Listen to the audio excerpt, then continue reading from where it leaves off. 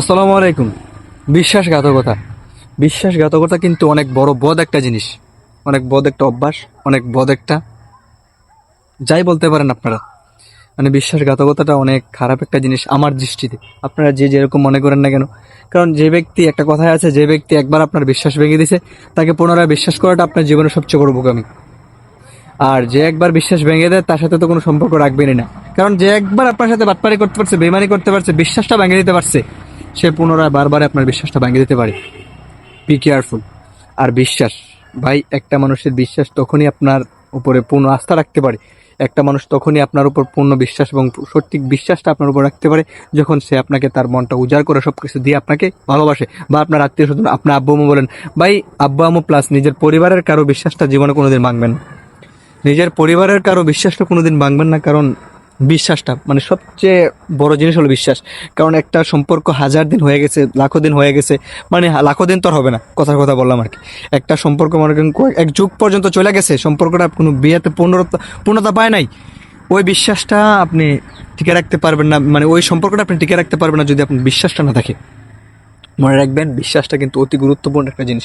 যে ব্যক্তি একবার বিশ্বাসঘাতকতা আপনার সাথে করে ফেলছে, সে কিন্তু বারবার আপনার সাথে বিশ্বাসঘাতকতা করতে পারে।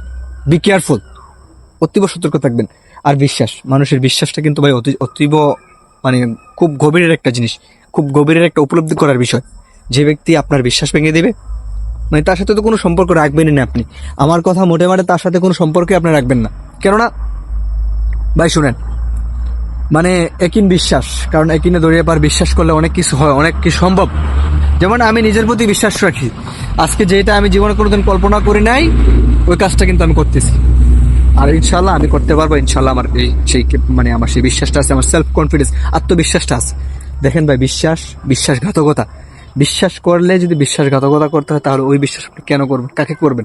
আজকালকার দুনিয়ার মানুষ কিন্তু খুব বেশি বজ্জাত ভাই, খুব বেশি খুব বেশি বাজে। ভাই আমি যে ভালো সেটা বলতেছি না, আমি যে ভালো সেটাও আপনাদেরকে আমি বলতেছি না, কারণ আমিও ভালো না। আমাকেও কেউ বিশ্বাস করতে পারে না আমি, কারণ বিশ্বাসের যথাযথ মর্যাদা ভাই কজন করতে পারে? আমি বলতে চাই, বিশ্বাসের যথাযথ মর্যাদা কজন করতে পারে, কারণ বিশ্বাসের মর্যাদা আপনি করতে পারবেন ভাই। কারণ আপনি যাকে বিশ্বাস করবেন, দিন শেষে আপনি দুনিয়ার মানুষ, সে আপনাকে ঠকাবে। একমাত্র বিশ্বাস করবেন নিজেকে, নিজে বিশ্বাস করবেন, নিজেকে নিজে ভালোবাসবেন। আর এইভাবে এরকম প্রকৃতির মায়া জড়িয়ে পড়বেন, এরকম প্রকৃতির মায়া জড়িয়ে পড়বেন, দেখবেন দিন শেষে আপনি সুখী। কি বলো ভাই? দিন শেষে আপনি সুখী। এরকম প্রকৃতির মায়া জড়িয়ে পড়বেন, দিন শেষে আপনি সুখী ইনশাআল্লাহ। আমি এটা গ্যারান্টিতে বলতে পারি, দিন শেষে আপনি সুখী। আর ভালোবাসবেন, ভালোবাসা দিবেন, আমাকে ভালোবাসা নেবেন। কাউকে অতীব বিশ্বাস করার কোনো দরকার নেই, কারণ আজকালকার দুনিয়ার মানুষকে আপনি বিশ্বাস করবেন, সে আপনার বিশ্বাসঘাতকতা করবে, সে আপনার বিশ্বাসটা ভেঙে দেবে। নিশ্চিত থাকেন যে সে আপনার বিশ্বাসটা ভেঙে দিবে। তাই দিন শেষে বলি, অতীব বিশ্বাস কাউকে করা যাবে না। ওকেও, ওই যে ছোট ভাই, ওকে অতীব বিশ্বাস করা যাবে না। দিন শেষে ও কিন্তু আপনাকে ঠকাইতে পারে।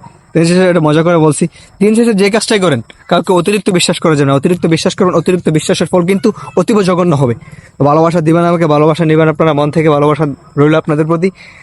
ভালো থাকবেন, সুস্থ থাকবেন, আর নামাজটা আদায় করবেন। নামাজ ছাড়বেন, ফেরেশতারা ডান্ডা মেরে ঠান্ডা করে দেবে। এটা আপনি সহ, আমি সহ, যত বড় প্রেসিডেন্টের ফলা হয় না করে উনিও নামাজ পড়েন। ভাইয়া এখন আজান হচ্ছে, নামাজ যাবেন, সে আসতেছে।